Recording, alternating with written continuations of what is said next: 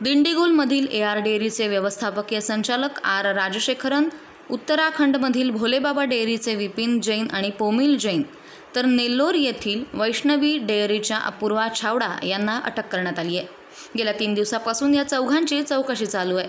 या चौघांनाही तिरुपतीमधील स्थानिक न्यायालयात कोठडीसाठी हजर देखील करण्यात आलं होतं।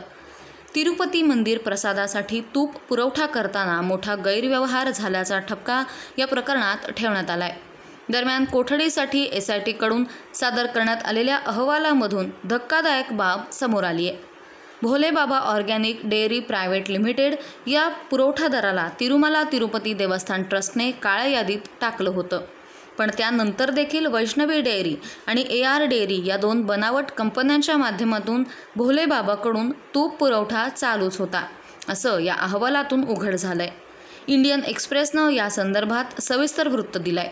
हा प्रसाद बनवण्यासाठी मंदिर समितीकडून तब्बल 15,000 किलो तुपाचा वापर केला जातोय। रविवारी या संदर्भातला रिमांड रिपोर्ट दाखल करण्यात आला।